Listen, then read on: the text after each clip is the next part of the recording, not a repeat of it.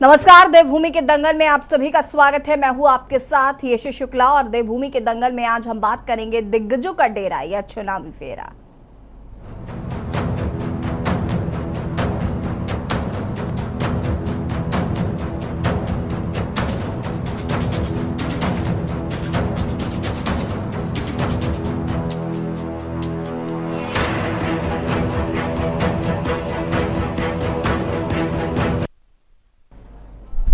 उत्तराखंड में चुनाव जैसे जैसे नजदीक आ रहा है वैसे वैसे बड़े नेताओं के राज्य के दौरे तेज हो गए हैं। इसी कड़ी में भाजपा के तमाम दिग्गज नेता इन दिनों उत्तराखंड भ्रमण पर हैं। यूपी के मुख्यमंत्री योगी आदित्यनाथ 3 दिवसीय दौरे पर, जबकि 1 दिवसीय दौरे पर केंद्रीय गृह मंत्री अमित शाह पहुंचे हुए हैं। वहीं पर 2 दिवसीय दौरे पर कुछ दिन बाद प्रधानमंत्री उत्तराखंड दौरे पर रहेंगे। भाजपा के तमाम वरिष्ठ नेताओं के उत्तराखंड भ्रमण से कार्यकर्ताओं और पदाधिकारियों में काफी उत्साह है। आपको बता दें कि मुख्यमंत्री योगी आदित्यनाथ केदारनाथ और बद्रीनाथ धाम में पूजा अर्चना कर देश एवं प्रदेशवासियों की खुशहाली की कामना करेंगे, जबकि गृह मंत्री अमित शाह मध्य क्षेत्रीय परिषद की 24वीं बैठक और 49वीं अखिल भारतीय पुलिस साइंस कांग्रेस की बैठक में शामिल होने के बाद भाजपा मुख्यालय में भाजपा सोशल मीडिया और आईटी सेल की टीमों को संबोधित करने के साथ ही लोकसभा चुनाव के मद्देनजर कार्यकर्ताओं को सक्रिय भी करेंगे। इसके अलावा प्रदेश संगठन पदाधिकारियों के साथ ही प्रदेश सोशल मीडिया आईटी सेल और सातों मोर्चों के सोशल मीडिया पदाधिकारियों के साथ अलग अलग बैठकें लेंगे। शाह और योगी के बाद पीएम मोदी का 12 अक्टूबर को पिथौरागढ़ का प्रस्तावित दौरा है। पीएम मोदी जागेश्वर धाम से कुमाऊं यात्रा करेंगे। प्रधानमंत्री आदि कैलाश और पार्वती सरोवर के दर्शन के बाद आईटीबीपी के जवानों के से भी मिलेंगे। पिथौरागढ़ स्टेडियम में विशाल जनसभा को संबोधित करेंगे। पीएम मोदी के इस कार्यक्रम को सफल बनाने के लिए सरकार और संगठन तैयारियों में लगे हुए हैं। कांग्रेस ने भाजपा के तमाम दिग्गज नेताओं के दौरे पर तंज कसा है। आज इसी मुद्दे पर चर्चा करेंगे। इससे पहले रिपोर्ट।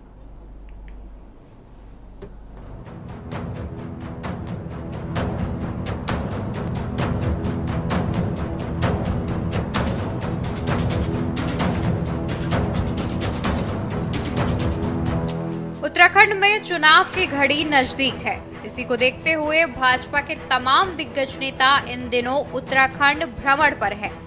यूपी के मुख्यमंत्री योगी आदित्यनाथ 3 दिवसीय दौरे पर हैं, जबकि 1 दिवसीय दौरे पर केंद्रीय गृह मंत्री अमित शाह पहुंचे हैं। वहीं 2 दिवसीय दौरे पर कुछ दिन बाद प्रधानमंत्री उत्तराखंड दौरे पर रहेंगे। भाजपा के तमाम वरिष्ठ नेताओं के उत्तराखंड भ्रमण से कार्यकर्ताओं और पदाधिकारियों में काफी उत्साह है। आपको बता दें कि प्रधानमंत्री का 12 अक्टूबर को पिथौरागढ़ का प्रस्तावित दौरा है। पीएम मोदी नारायण आश्रम के साथ मायावती आश्रम और जागेश्वर धाम भी जाएंगे। वह यहां आने वाले पहले प्रधानमंत्री होंगे। वहीं सीएम धामी का कहना है कि प्रधानमंत्री के आने से निश्चित तौर पर कुमाऊं की पर्यटन गतिविधियों को भी गति मिलेगी। सबसे पहले तो आदरणीय प्रधानमंत्री जी का मैं आभार व्यक्त करना चाहता हूं और धन्यवाद करता हूं उत्तराखंड की देवतुल्य जनता की तरफ से कि वो पहले प्रधानमंत्री होंगे जो जागेश्वर आ रहे हैं, वो पहले प्रधानमंत्री होंगे जो मायावती आ रहे हैं, वो पहले प्रधानमंत्री होंगे जो आदि कैलाश जा रहे हैं। तो निश्चित रूप से एक हम लोगों के लिए ऐतिहासिक दिन है और उनके आने से जहां उत्तराखंड वासियों के लिए एक बड़ा अवसर हमको मिलने वाला है, अवसर हमारे सामने आने वाला है, वहीं देश दुनिया के लिए भी तीर्थाटन के क्षेत्र में, पर्यटन के क्षेत्र में एक बड़ा जो मानसखंड मंदिर माला मिशन है और मंदिर मानसखंड सर्किट है, उस पूरे सर्किट के दर्शन पूरी दुनिया आने वाले समय में आदरणीय प्रधानमंत्री जी के आने के बाद उनका ध्यान जाएगा और करेगी। आपको बता दें कि प्रधानमंत्री नरेंद्र मोदी 12 अक्टूबर को जागेश्वर धाम से अपनी कुमाऊं यात्रा शुरू करेंगे। इस दौरान प्रधानमंत्री आदि कैलाश और पार्वती सरोवर के दर्शन के बाद आईटीबीपी के जवानों से भी मिलेंगे। पीएम मोदी पिथौरागढ़ स्टेडियम में सभा को संबोधित करेंगे। प्रधानमंत्री लोहाघाट में मायावती आश्रम में रात्रि विश्राम करेंगे, जबकि 13 अक्टूबर की सुबह पीएम मोदी दिल्ली लौटेंगे। वहीं पीएम मोदी के दौरे से पहले केंद्रीय गृह मंत्री अमित शाह भाजपा मुख्यालय में भाजपा सोशल मीडिया और आईटी सेल की टीमों को संबोधित करने के साथ ही लोकसभा चुनाव के मद्देनजर कार्यकर्ताओं को सक्रिय भी करेंगे। इसके अलावा प्रदेश संगठन पदाधिकारियों के साथ ही प्रदेश सोशल मीडिया आईटी सेल और सातों मोर्चों के सोशल मीडिया पदाधिकारियों के साथ अलग अलग बैठकें लेंगे। पार्टी ने इसके लिए सभी तैयारियां पूरी कर ली हैं। वहीं कांग्रेस इस पर तंज कसती हुई नजर आ रही है।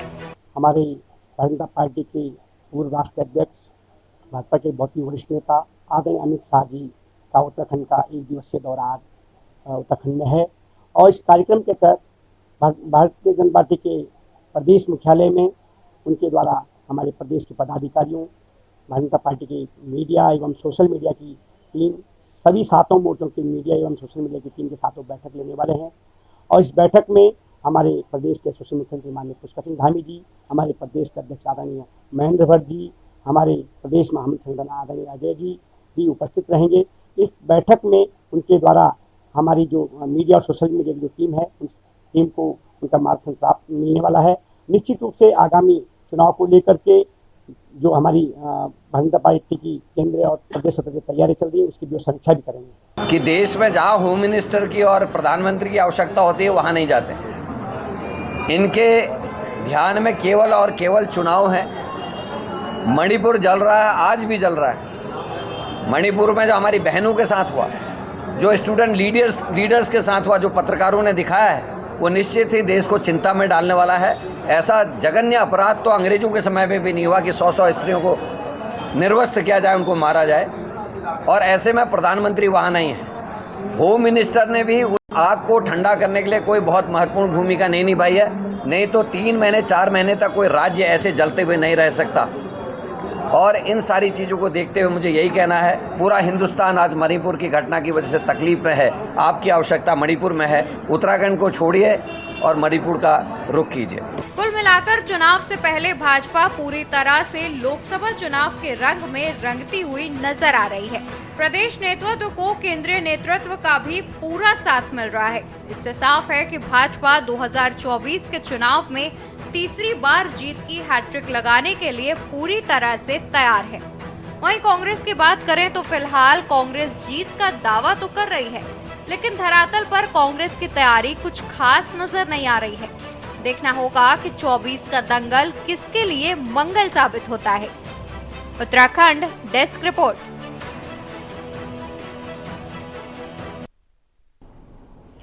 और देवभूमि के दंगल में आज हम बात करेंगे इन्हीं दिग्गजों के दौरे को लेकर, साथ ही साथ ये क्या चुनावी समीकरण है उन्हें समझने की कोशिश करेंगे। विपक्ष को इतनी मिर्ची क्यों लग रही है, इस पर भी बातचीत करेंगे। साथ ही साथ प्रधानमंत्री के दौरे को लेकर बार बार सवाल क्यों उठाए जा रहे हैं, इन तमाम मुद्दों पर बातचीत करेंगे। हमारे हमारे साथ जुड़ चुके हैं सुनीता विद्यार्थी जी, प्रदेश प्रवक्ता बीजेपी से हमारे साथ जुड़ चुके हैं।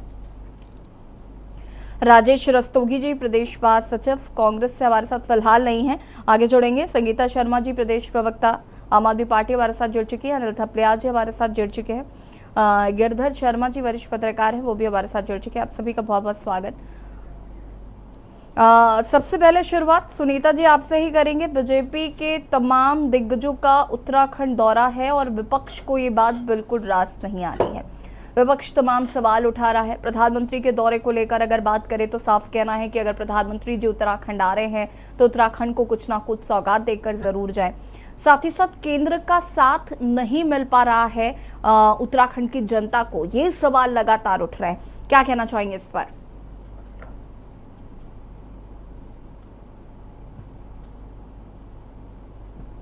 सुनीता जी।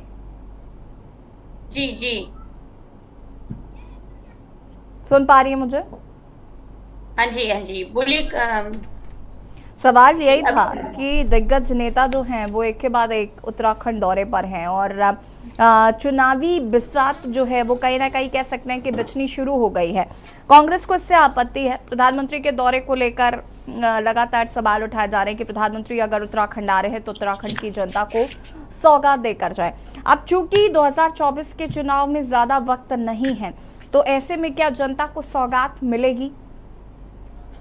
डेफिनेटली। देखिए, जिस प्रकार से माननीय प्रधानमंत्री जी का हमेशा दौरा आपने देखा है कि पहले भी हमारे माननीय प्रधानमंत्री श्री नरेंद्र भाई मोदी जी जब उत्तराखंड आए हैं, यहाँ पे उन्होंने हमेशा ही बहुत, आप देखते हैं कि लोकार्पण और शिलान्यास की जिस प्रकार से झड़ी लगती है वो हम सबके सामने उसका उदाहरण रहता है। और अभी निश्चित रूप से हमारे पिथौरागढ़ में जो उनका दौरा लगने वाला है उसमें बहुत सौगातें उत्तराखंड प्रदेश को मिलने वाली हैं और उनसे हमारे प्रदेश के हित में जितनी भी सेंट्रल गवर्नमेंट की जो योजनाएं हैं, जो ऑलरेडी यहाँ सेंट्रल प्रोजेक्ट्स चल रहे हैं, उन विषयों पर जो है लगातार जो है माननीय प्रधानमंत्री जी है जो मॉनिटरिंग कर रहे थे, उनके शिलान्यास और लोकार्पण का लगातार सिलसिला चल रहा है। और इसी तरीके से आप देख रहे हैं कि कल भी हमारे उत्तर प्रदेश के यशस्वी मुख्यमंत्री श्री योगी आदित्यनाथ जी का आना हुआ और आज उनका भी यहाँ पे नरेंद्र नगर में जो है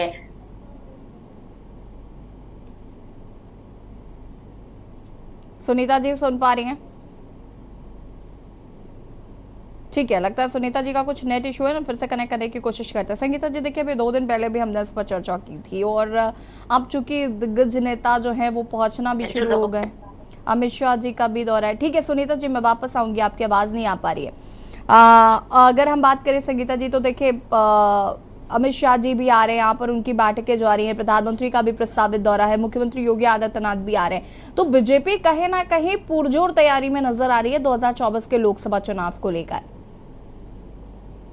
देखिए यशी जी, बीजेपी बस चुनाव की ही तैयारी में रहती है, जनता के लिए काम हो या ना हो इससे इनका कोई सरोकार नहीं रहता, क्योंकि इनको केवल एक सत्ता पानी है, बाकी जनता बाद में त्राहीमाम हो, कुछ हो, कोई फर्क नहीं पड़ता।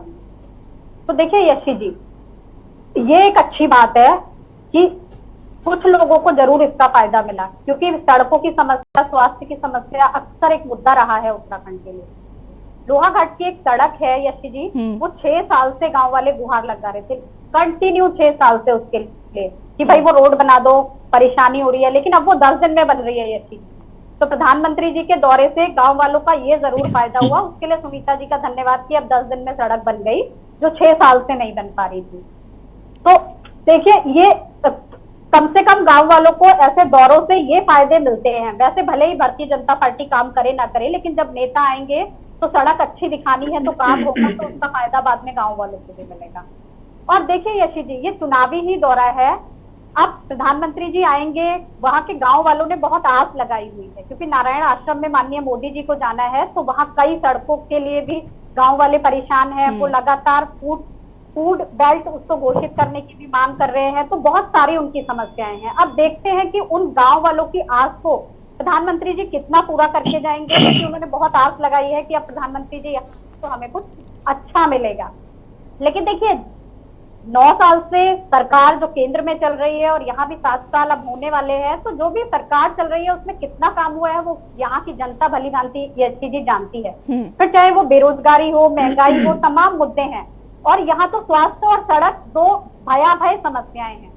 और एक चीज यशी जी में और ध्यान आपका आकर्षित करूंगी कि बार बार ये सुनने में आ रहा था कि प्रधानमंत्री जी आएंगे तो भाई पर्यटन को बढ़ावा मिलेगा पिथौरागढ़ जिले, पिथौरागढ़ जिला जो है वहां पर्यटन को बढ़ावा मिलेगा। लेकिन प्रधानमंत्री जी आएंगे, लोगों में एक मैसेज जाएगा, वहां जिला जो है वो प्रसिद्ध होगा। लेकिन यशी जी देखिए, वहां की जो सड़क है, मैं उसकी बात करूंगी, एक भैरम पट्टी है, वहां से जोड़ने वाली सड़क है, वो लगातार टूटी हुई है। और अभी कल और परसों की ही बात है कि मुंशियारी की बानी की एक जगह है, वहां की एक सड़क है, भैरम पट्टी तो टूटी है, वहां तो 15 किलोमीटर में हजारों गड्ढे हैं। पिथौरागढ़ की बात बता रही हूँ यशी जी केवल। और जो मुंशियारी की बानिक जगह है, वहां पे पर्यटक आते हैं, लेकिन वो वापस चले जा रहे हैं क्योंकि सड़क जो है वो टूटी हुई है, वो आगे नहीं जा सकते वहां से। तो 15 दिन में आप सोचिए, वहां पे 17 वाहन फंसे, 233 लोग जुलाई और सितंबर में ही जो पर्यटक हैं वो वापस जा चुके हैं। तो हम किस तरह का मैसेज उत्तराखंड दे रहा है, क्योंकि धरातल पर काम नहीं है। मैं यही कहूंगी कि बीजेपी बातें बहुत करती है, बड़े बड़े प्लान लेकर के आती है, लेकिन वो धरातल पर इम्प्लीमेंट नहीं हो पाते। ये शिगुफा जरूर होगा कि अब पर्यटन को बढ़ावा मिलेगा, लेकिन मैंने आपको उदाहरण दिया पिथौरागढ़ जिले का ही कि वहां सड़क टूटी हुई है, 233 पर्यटक वापस हो चुके। तो भाई, आप माननीय प्रधानमंत्री जी आएंगे, केवल तभी सड़कें बनाएंगे, उसका लाभ जनता को भी मिलेगा। कि आप ये काम अगर पहले से करते तो जनता आपके लिए सर्वोपरि थी। लेकिन इससे साफ जाहिर होता है कि जो हमारे नेता लोग हैं वो तो हमारे लिए सर्वोपरि है, तब विभाग भी जुट जाता है, वहां के जनप्रतिनिधि भी जुट जाते हैं, लेकिन जनता की जब समस्या होती है तो कोई आगे आने को तैयार नहीं होता और सब कुछ जस का तस पड़ा रहता है। ये बहुत बड़ा दुर्भाग्य है।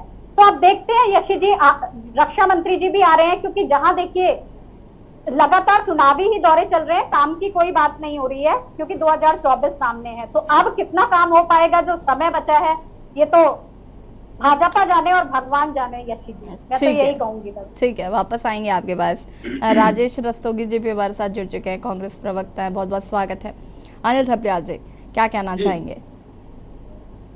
देखिए यशी जी, ये तो एक, जैसे मैं पिछली बार भी कह चुका हूं कि ऐसी तैयारियां हो रही हैं कि जैसे विकासशील नहीं विकसित प्रदेश है।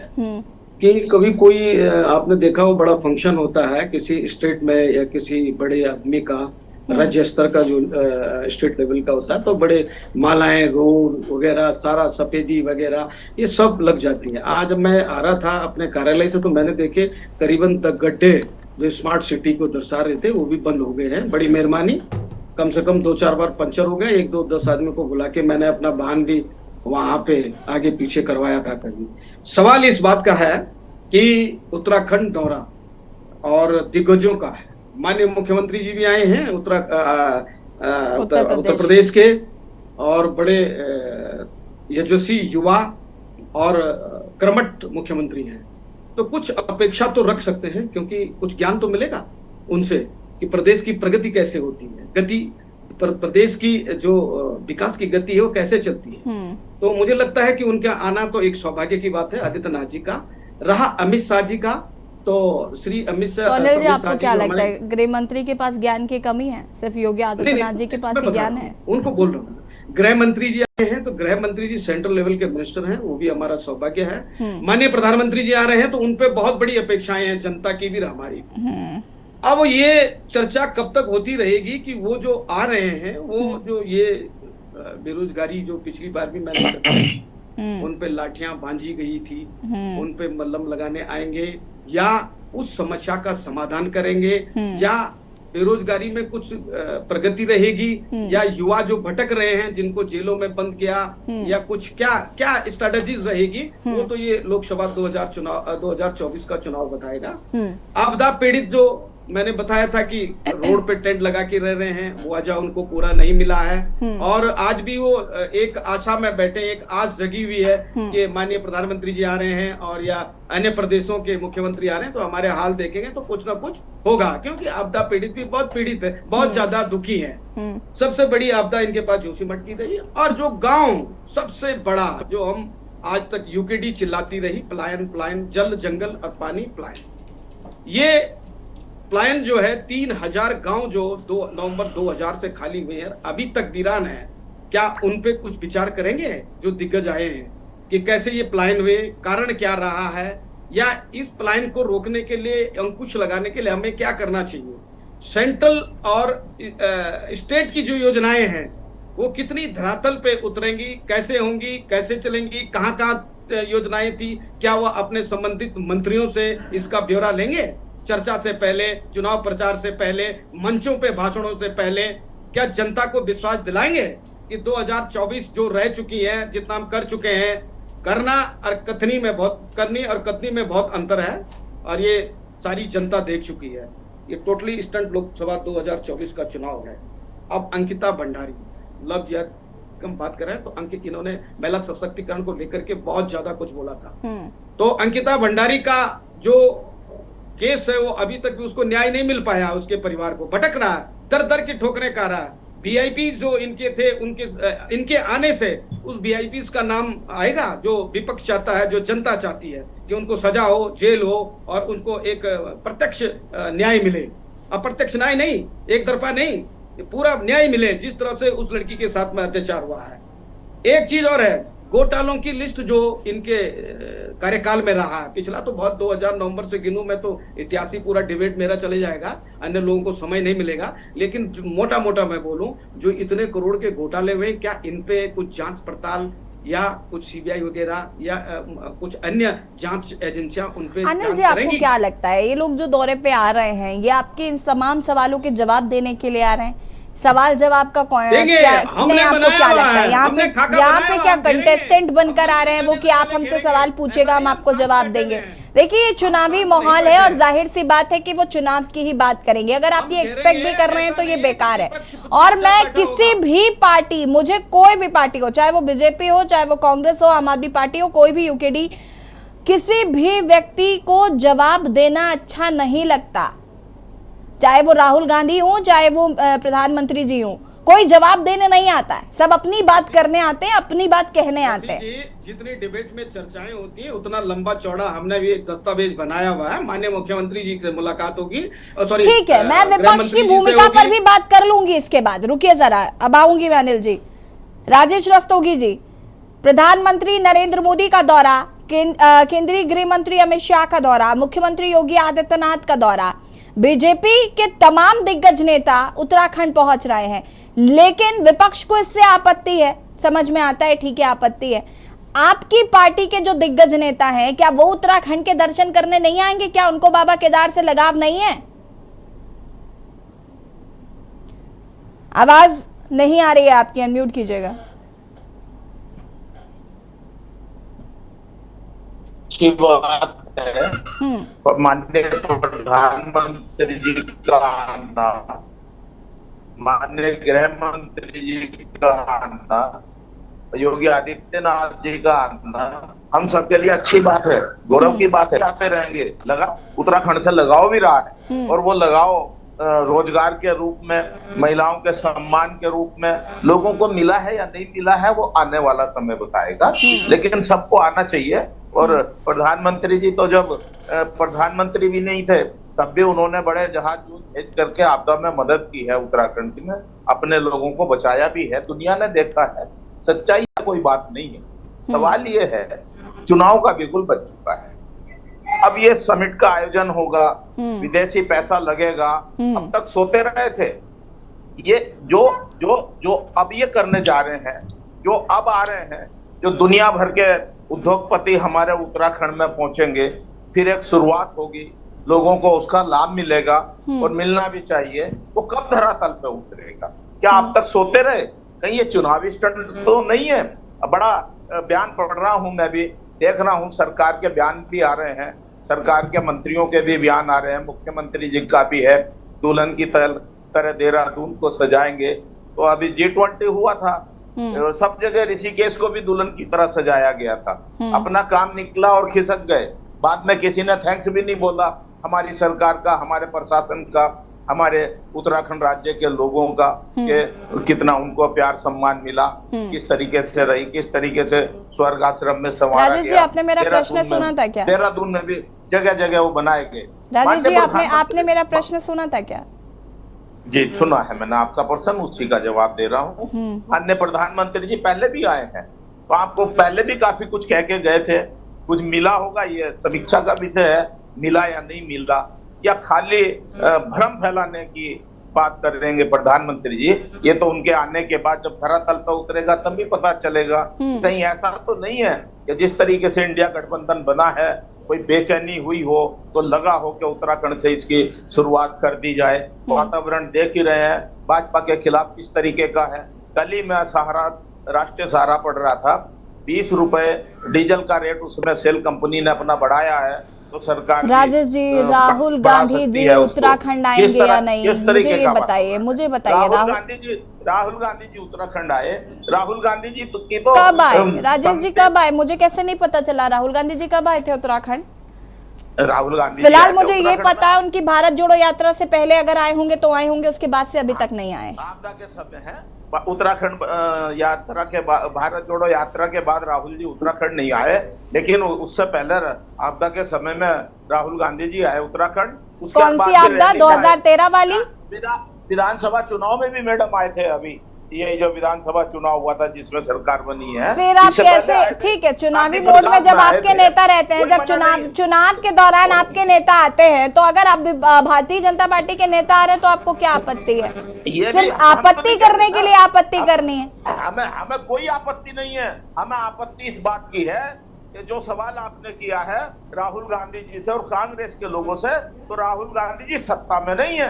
राहुल गांधी जी जहां सत्ता में है, लेकिन आप ये राजेश जी कैसे भूल सकते हैं कि नहीं आप विपक्ष में, आप विपक्ष में, मैं हर समय भारतीय जनता पार्टी को कटघरे में खड़ा करूं ये जरूरी नहीं। राजेश जी मेरी बात सुनिए, विपक्ष की भूमिका में है आप, विपक्ष क्या कर रहा है? अगर प्रधानमंत्री नरेंद्र मोदी जी आ रहे हैं तो आपने क्या तैयारी की है? सवाल मैं आपसे पूछ रही हूँ, सुनीता जी से मैं भी पूछूंगी बाद में। कर्मचारियों की पेंशन बहाली कर रहे हैं जहां जहां सरकार बन रही है। प्रधानमंत्री क्यों नहीं घोषणा करते उत्तराखंड से कर्मचारियों की पेंशन बहाली होगी? कितने कितने कर्मचारी वहां धरना प्रदर्शन दे रहे हैं। क्या आपत्ति है उत्तराखंड के कर्मचारियों से माननीय प्रधानमंत्री जी को? अंकिता भंडारी के असली कातिल तक हाथ क्यों नहीं पहुंच रहे हैं? क्यों प्रधानमंत्री जी अपने मुंह से निंदा नहीं करते हैं? मौजूदा प्रधानमंत्री हैं, गद्दी पे प्रधानमंत्री हैं, प्रचंड बहुमत के प्रधानमंत्री हैं, बोलना तो पड़ेगा, बताना तो पड़ेगा। थे और देवभूमि के दंगल में आज हम बात कर रहे हैं दिग्गजों का डेरा या चुनावी फेरा। चर्चा इसी पर मेहमान लगातार हमारे साथ बने हुए हैं और गिरधर जी का मैं रुख करना चाहूंगी जो कि हमारे वरिष्ठ पत्रकार हैं। गिरधर जी कैसे देख रहे हैं प्रधानमंत्री के दौरे को, केंद्रीय गृह मंत्री के दौरे को या उत्तर प्रदेश के मुखिया योगी आदित्यनाथ के दौरे को? और ये तीनों ही दौरे मुझे लगता है उत्तराखंड के लिहाज से काफी महत्वपूर्ण हैं, क्योंकि विपक्ष जिस तरीके से लगातार सवाल उठा रहा है ये साफ दर्शाता है कि विपक्ष को इससे प्रॉब्लम है। और ये जो सवाल जवाब की बात लगातार हो रही है, जैसे कि मैंने थपलियाल जी से भी ये बात कही कि भाई वो आपके सवालों के जवाब देने तो नहीं आ रहे हैं और हम उनसे ये एक्सपेक्ट भी नहीं कर सकते हैं कि अगर वो आएंगे तो अंकिता भंडारी जी के बारे में वे कुछ कहेंगे, या फिर वो यहाँ पर आएंगे तो सड़कों पर मरम्मत करने का काम प्रधानमंत्री जी शुरू नहीं कर देंगे। तो ये जो सवाल हैं इनसे विपक्ष को कहीं ना कहीं बच के ये सोचना है कि अगर प्रधानमंत्री जी आते हैं या केंद्रीय गृह मंत्री जी आए हैं तो विपक्ष का क्या काम है, विपक्ष क्या करेगा? यहाँ पर डिबेट्स में बैठकर हम ऐसे ही चर्चा करेंगे या विपक्ष धरातल पर कुछ करता नजर आएगा? बिल्कुल यशी जी, मैं ये कह रहा हूँ कि जो योगी जी आ रहे हैं वो तो जो एक यहाँ पर मध्य क्षेत्रीय परिषद है उसकी बैठक में आ रहे हैं। हाँ जो एफआरआई में हो रही है, वो कोई अपने बीजेपी के कार्यक्रम में नहीं आ रहे। वो वहां पर उसमें छत्तीसगढ़ के मुख्यमंत्री भी उसमें उनके गृह मंत्री जुड़ रहे हैं और भूपेश बघेल जी तो नहीं जुड़ पा रहे हैं, लेकिन गृह मंत्री जी आए उनके। और ऐसे मध्य प्रदेश के मुख्यमंत्री, चार मुख्यमंत्री जो इस परिषद के, जो चार मुख्यमंत्री, चार राज्य जो इस परिषद के मेंबर हैं वो आ रहे हैं। तो इसको जैसे अब आप धामी जी दिल्ली जाए तो हम कहें दिल्ली का क्या विकास होगा, क्या करेंगे? दिल्ली का विकास नहीं करेंगे, वो तो काम से जा रहे हैं। तो ऐसी गृह मंत्री की एक बैठक है परिषद की, उसमें चारों उसमें आ रहे हैं। तो उसमें योगी जी से ये सोच लेना कि पॉलिटिकल कोई मीटिंग में आ रहे हैं या पॉलिटिकल कोई वो सम्मेलन करेंगे या संगठन से मिलेंगे, वो अलग बात है कि बीजेपी के लोग उनसे मिलेंगे, उनका स्वागत करेंगे, लेकिन वो परिषद की बैठक में आ रहे हैं, उनका इस चीज से कोई लेना देना नहीं। हाँ, जो गृह मंत्री जरूर अपने कार्यक्रम के बाद एक बैठक या सोशल मीडिया की या मोर्चों की कुछ बैठक ले सकते हैं, जैसे कि उनका कार्यक्रम का हमें पता चला है, उसके बारे में जरूर डिस्कस किया जा सकता है कि भाई और ये भी बात है कि जो विपक्ष के नेता है वो उनसे भी अगर मांग करते हैं एज ए गृह मंत्री, ऐसे बीजेपी नेता नहीं, ऐसे गृह मंत्री भी हमारी कुछ समस्या है, चाहे वो अंकिता भंडारी की हो चाहे किसी की हो, वो उनसे समय लेकर अगर योजनाबद्ध तरीके से उनसे समय लेते हैं कि आधा घंटा या 15 मिनट हमें दिया जाए, यहाँ के प्रदेश के जो बड़े बड़े नेता है अध्यक्ष, वो उनसे समय लेते और कहते कि भाई इन बिंदुओं पर हमें बात करनी है, शायद वो समय देते थे या नहीं देते। और अगर नहीं देते तो फिर उनका विरोध करते कि भाई हमें समय नहीं दिया। तो मेरे ख्याल से योजनाबद्ध तरीके से इस कार्यक्रम को विपक्ष जो है अपने बहुत अच्छे तरीके से इसको ले सकता था। जहां तक प्रधानमंत्री की बात जो आपने कही, कहीं किसी का बहुत डिस्टर्बेंस हो रहा है किसी का ना, बाकी सबको म्यूट कर दीजिए प्लीज। जहां पर प्रधानमंत्री की बात आपने कही, करवा दे इसको, बाकी सबको म्यूट करिए प्लीज। डॉगी है कोई किसी का कहीं। जो प्रधानमंत्री की जो आपने बात कही, वो जरूर मैं उसमें कहना चाहूंगा कि वो राजनीतिक भी हो सकता है और व्यक्तिगत भी है। व्यक्तिगत तो वो आ ही रहे मंदिर के पास या जो भी योजना है, अगर उनकी कोई उद्घाटन और होंगी, लेकिन जो मैं पॉलिटिकल उसमें एंगल देख रहा हूं, वो पूरे जो 4 राज्यों में चुनाव हो रहे हैं और उसके बाद फिर अब लोकसभा के चुनाव है, उसको मैं इस एंगल से दे रहा हूं कि भारत हिंदुत्व का कार्ड खेलने का प्रयास करती है। तो मंदिरों में जाना, वैसे जैसे अब सभी पार्टियां जाती है, लेकिन प्रधानमंत्री का किसी मंदिर में जाना वो बहुत ज्यादा हिंदुत्व की तरफ इशारा करता है कि भाई वो भक्त हैं, पूजा पाठ, केदारनाथ आते हैं वो आप उसे व्यक्तिगत भी कहा जा सकता है, भाई केदारनाथ हर आदमी जाता है, तो प्रधानमंत्री क्यों नहीं जा सकता?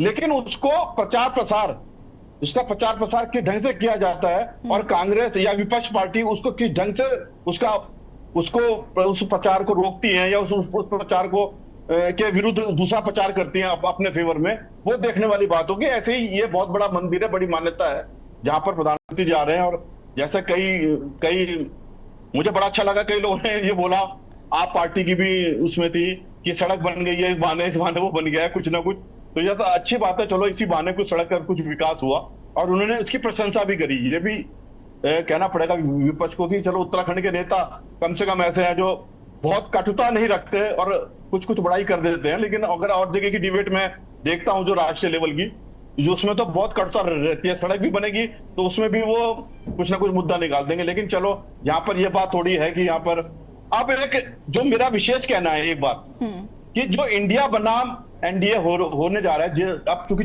पॉलिटिकल प्रधानमंत्री वाली बात हो रही है, इसमें उत्तराखंड में कांग्रेस को एक दिक्कत आने वाली विपक्ष पार्टी को, क्योंकि उत्तराखंड की जो विलेन पार्टी रही है समाजवादी पार्टी रही है और समाजवादी पार्टी जो है हमेशा उत्तराखंड की वो कहा जाता है कि विलेन है, इन्होंने गोलियां चलाई, इन्होंने उत्तराखंड राज्य बनने में जो शहीद हुए हैं उसमें उसकी विलेन के रूप में उन्हें घोषित करते हैं।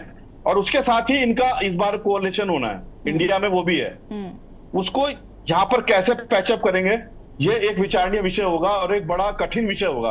क्योंकि अगर वो यहाँ विरोध करेंगे इसका कि हमें सपा का विरोध करना है, समाजवादी पार्टी का विरोध करना है क्योंकि वो उत्तराखंड विरोधी दल है, तो वो उसे पैचअप करेंगे, ये एक देखने वाली बात होगी। उत्तराखंड के परिप्रेक्ष्य में बात कर रहा हूं मैं, और प्रदेशों के नहीं, ये सब देखने वाली बात होगी। और जहां तक वो जो मैंने बोला कि जो योगी जी आ रहे हैं वो पॉलिटिकल, उसमें आप उस एंगल से मत जोड़िए उसे, जहां तक मेरा मानना है। वो एफआरआई के अंदर गृह मंत्री उसकी अध्यक्षता कर रहे हैं। रहते योगी जी इतने ज्ञानी पुरुष हैं, अभी कुछ ना कुछ ज्ञान देकर तो धामी जी को जाएंगे ही, हो सकता है आगे वो मील का पत्थर साबित हो जाए। व्यक्तिगत ज्ञान तो देंगे, उनसे लोग भी मिलेंगे, प्रदेश का भला कैसे होगा?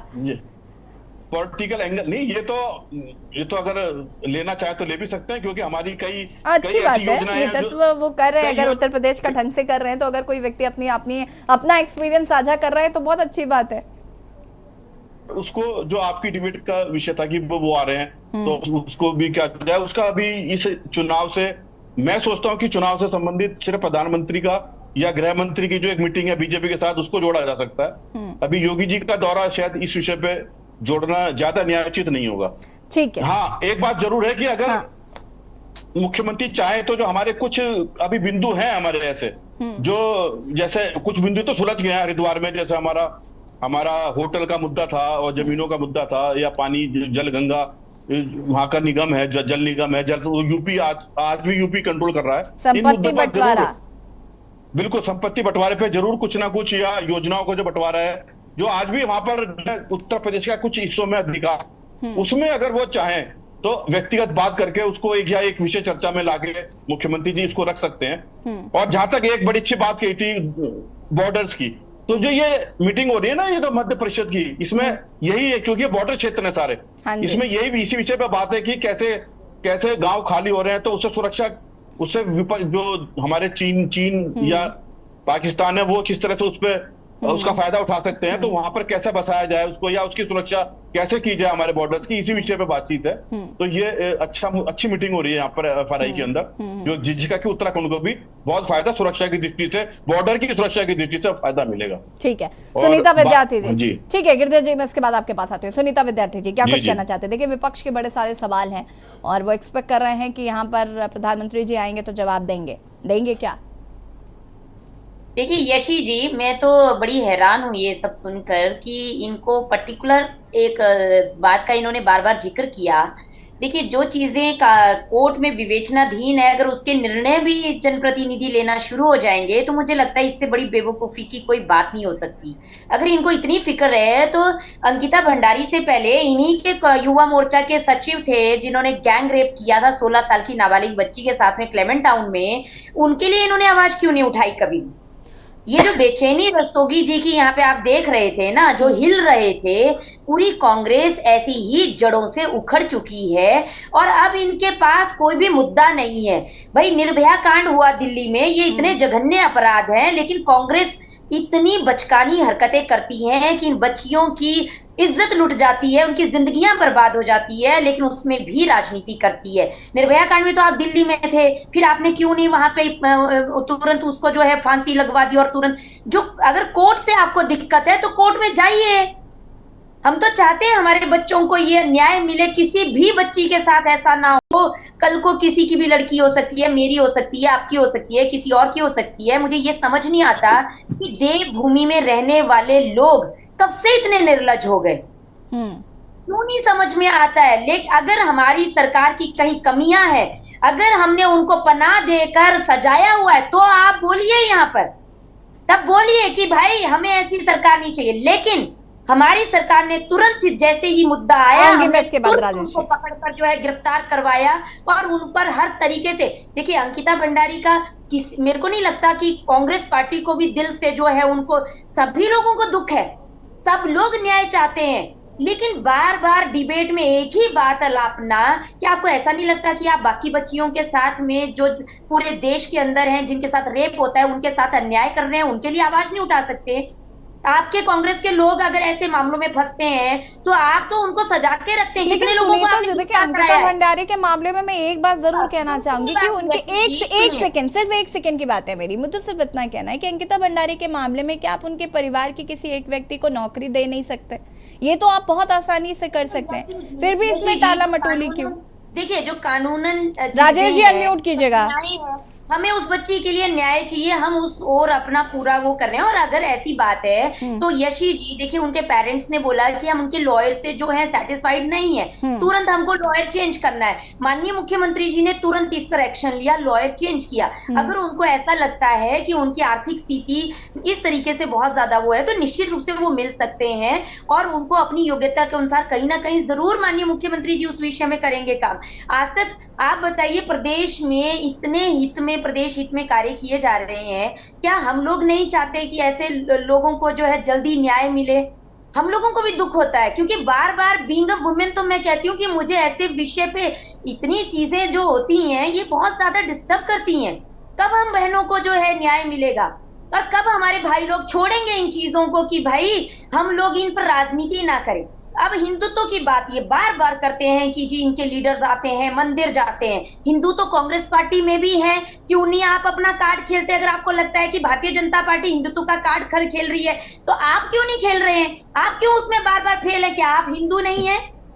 क्या हमने किसी को मस्जिद जाने से रोका? क्या हमने किसी को चर्च में जाने से रोका? सभी लोग अपने धर्मों में जो हैं वो अपने नियमों का पालन करते हैं और ये तो रोज शुक्रवार को इनकी वो होती है, अपनी पूजा पद्धति रहती है। हमने तो कभी ऑब्जेक्शन नहीं किया। हम लोग मंदिर में चले जाते हैं तो क्यों तकलीफ हो जाती है? कैसी कांग्रेस हो गई? मेरे को तो मैंने कांग्रेस पढ़ी है, देखने का तो हमें समय नहीं मिला, लेकिन हमने पढ़ी है। अभी की जो इस पीढ़ी के जो कांग्रेस नमूने पेश कर रही है ना, बहुत शर्म की बात है कि आपका बैकग्राउंड कम से कम बहुत मुद्दे हैं जहां पे आप गलत रहे देश के प्रति, लेकिन कुछ काम तो आप लोगों ने अच्छे किए हैं। क्यों आप भद पिटा रहे हैं? और राहुल गांधी कब आए भाई उत्तराखंड में?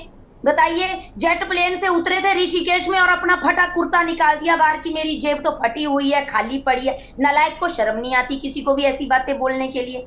अरे भाई किसको बेवकूफ बना रहे हो? है कब तक बनाते रहोगे? 65 वर्षों तक आपने यही किया। अब जनता आपका दोहरा चरित्र अच्छे से समझ चुकी है। देखिए धरातल पर उतरिए, काम कीजिए। आपको भी 19 विधायक दिए जनता ने, आप पे विश्वास किया, लेकिन नदारद हैं सभी लोग, सब गाली गलौज कर रहे हैं, गुंडागर्दी कर रहे हैं। कहीं पे एक काम बता दीजिए अपने विधायकों का कि आपने जो है जो योजनाएं सरकार की चल रही है, सेंट्रल गवर्नमेंट ऐसी योजनाएं तो नहीं निकाल रहा है ना। उनके विधायक होने का भी कोई फायदा नहीं है। अभी राजेश जी कह तो रहे थे हम सत्ता में नहीं है, क्यों राहुल गांधी जी यहाँ पर आएंगे जब वो सत्ता में नहीं है? इनके जहाँ पे चलिए सुनीता जी, राजेश जी को सुन लेते हैं जरा। राजेश कांग्रेस जी अनम्यूट करके अपनी बात को पूरा करें। वहाँ तो बेरोजगारी बहुत ज्यादा है भ्रष्टाचार फैला हुआ है, वहां क्यों नहीं ये कोशिश कर रहे? चलिए उत्तराखंड से आपको नहीं लगाओ, नहीं मानते आप हमारे श्री रामचंद्र जी को, नहीं मानते आप हमारे 4 धाम देवी देवताओं को, लेकिन आप जहां जिनको मानते हैं वहां तो प्रस्तुत होइए। चलिए राजेश जी अपनी बात को पूरा करिएगा अनम्यूट करके। सुनीता जी प्लीज। मैं खत्म कर रही हूँ, बस खत्म कर रही हूँ। उसके बाद मुझे आपसे माफी भी चाहती हूँ, मुझे थोड़ा जाना पड़ेगा आज। अगर आप गूगल सर्च करेंगे कि रेप स्टेट ऑफ इंडिया कहाँ है, तो रस्तोगी जी से पूछिए, इनकी राजस्थान स्टेट जो है रेप स्टेट ऑफ इंडिया है। शर्म आनी चाहिए रस्तोगी जी। दूसरी बार न्याय के लिए बात कीजिएगा, बच्चियों के लिए राजनीति मत कीजिए। कोई भी हो सकता है, कोई भी महिला हो सकती है।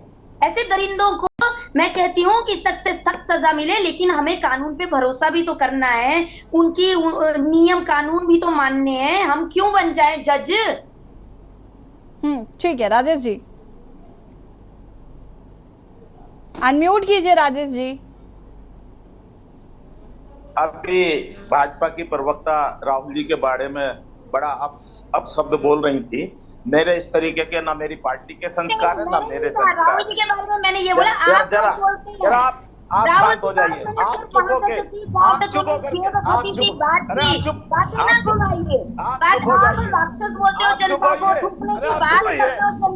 चले ठीक है राजेश रस्तोगी जी, सुनीता जी, मैं वापस आऊंगी आपके पास, चर्चा को आगे बढ़ाएंगे और सीधे आपको ले चलते हैं देहरादून, जहां पर केंद्रीय गृह मंत्री अमित शाह अखिल भारतीय परिषद पुलिस में फिलहाल कार्यक्रम में प्रतिभाग कर रहे हैं। क्या कुछ कह रहे हैं, सुन लेते हैं। कोर्टों में केस का बहुत बड़ा जमावड़ा दिखना पड़ता था। हमारी क्रिमिनल जस्टिस सिस्टम तारीख पर तारीख से बदनाम हो चुकी थी और मैं आपको कहता हूं कि आने वाले समय में ये 3 कानूनों के पारित होने के बाद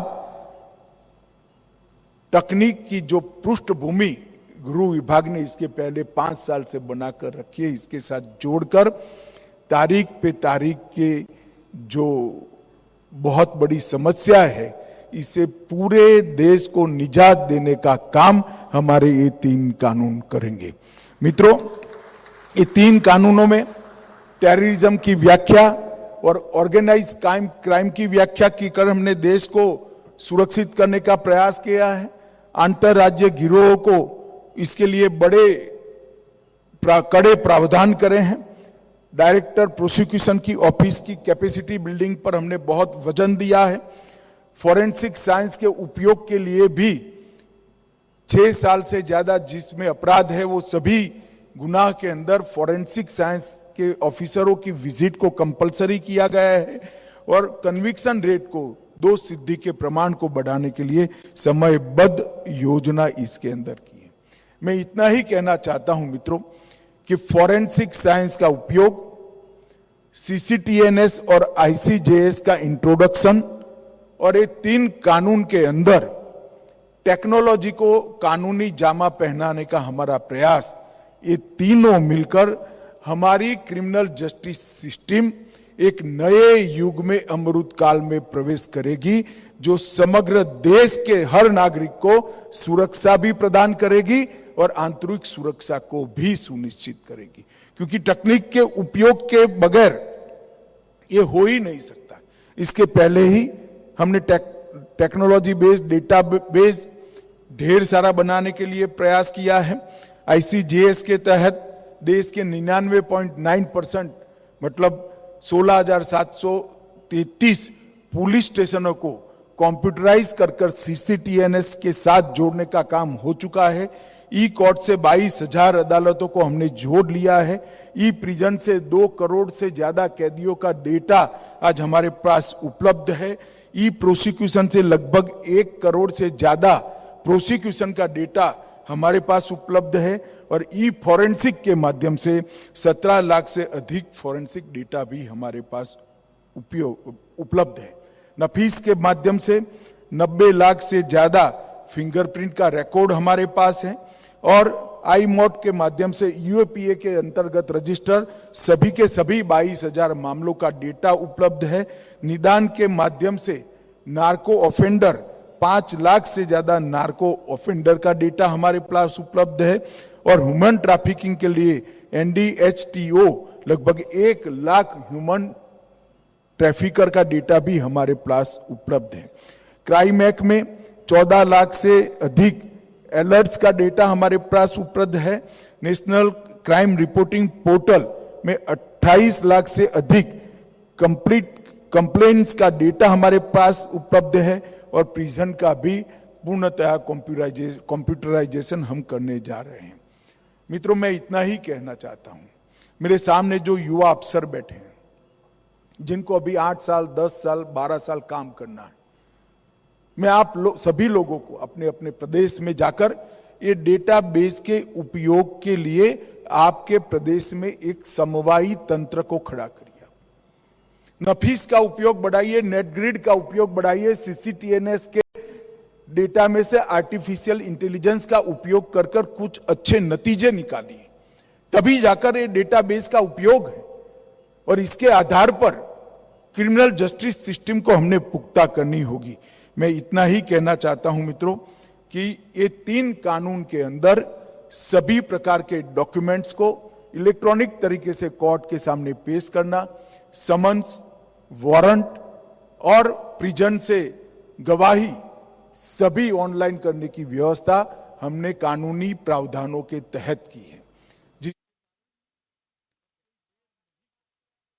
कांग्रेस पे इस वक्त संबोधन सुन रहे थे आप केंद्रीय गृह मंत्री अमित शाह का। उन्होंने कहा कि कानून व्यवस्था को बेहतर करना, साथ ही साथ पीएम मोदी का ये लक्ष्य है कि कानून व्यवस्था बेहतर हो, साथ ही साथ देश विकसित हो सके। चर्चा हम आज देवभूमि के दंगल में कर रहे हैं। जिस तरीके से दिग्गज नेताओं का दौरा है, अमित शाह उन्हीं में से एक कार्यक्रम के चलते उत्तराखंड दौरे पर है और इसी पर हम चर्चा कर रहे हैं। अपनी बात को राजेश जी आप पूरा कर सकते हैं, उसके बाद अनिल थपलियाल जी और गिरधर जी आपका रुख करते हैं।